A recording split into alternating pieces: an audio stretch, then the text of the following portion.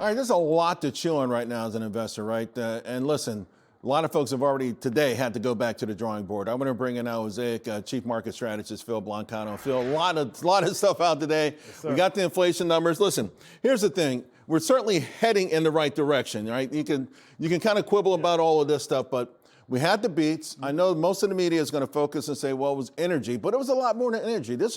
I think we should celebrate today's CPI number. Look at the services number. The services part of CPI clearly said that a sector that's been very hot post-pandemic is finally cooling off as well, and actually goods was even more so. What amazes me, Charles, is all the hype of the last 6 weeks about inflation, and we all know the headline number was higher because of energy, but the core number was never bad. Yeah, and they both came in substantially less than expected. Exactly. Now, we got retail sales coming. The Red Book, right, folks? This is a series that goes back years. And look at this. This is retail spending. Look at this slope. I don't even know how you explain this. It's just absolutely phenomenal. That was the July number. You always talk about how healthy the consumer is. And I don't understand why there's so much noise around it. When everyone got a fairly significant tax break, they got money in their pocket. Think about the wages, Social Security, all that stuff that happened, child care credits. But then on top of it, you look at where wages have been, 9 out of the last 11 years now, almost 10 out of that, depending on where you take it back to, you're beating the rate of inflation. I'm a little worried about the low-income consumer here. Their savings rates are a little bit low. That's not a big deal. We're at 2.5%, not the end of the world. But this tells you quite clearly you have full employment, solid wage growth, and everybody is really, at this point, doing quite well, and the economy reflects it. At this moment, knowing what we know now from CPI, listening to Warsh, are you penciling in any rate hikes for the year?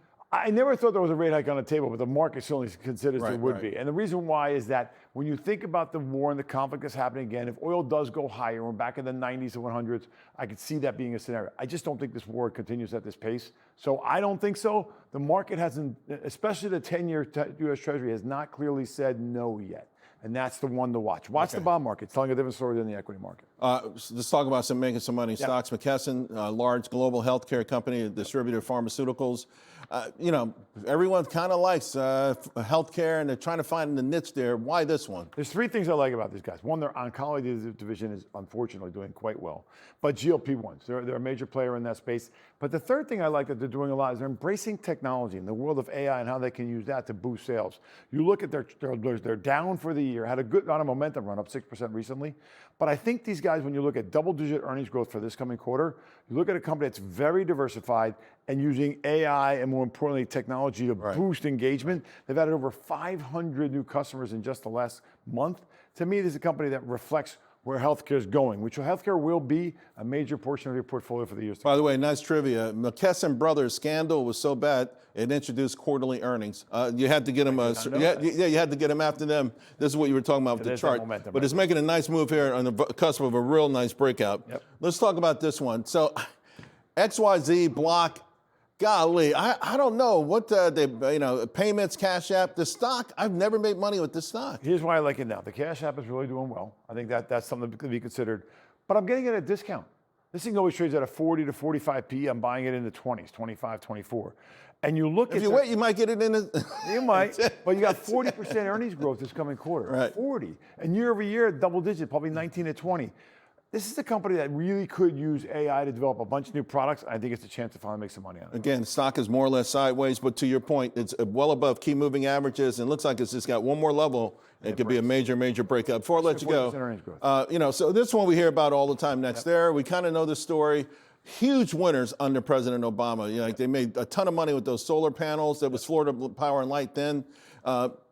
Utilities, though, they haven't lived up to the hype, in my opinion, just yet. I don't know why. So that's exactly why I want you to buy them. First, from a valuation standpoint, they're an inexpensive stock. But the reality is we have such a thirst for power. Owning one of the biggest utility companies in the country in your portfolio that's going to really focus on, less excited about the renewable side, what they're going to do with battery technology. They're a leader in that space, and how that plays into specifically data centers. I think you have to own these. Why? What kind of yield? A pretty good yield, too. You get over 4% yield in it as well. So when you look at a company like this, it's going to pay you to wait around, and then you get this boost from power that we know we need the power. And ultimately, whether it's data centers, electric cars, or just the thirst for it, I think you have to have this as a core in your portfolio. Good stuff, man. Thank you. Always great seeing you. Pleasure.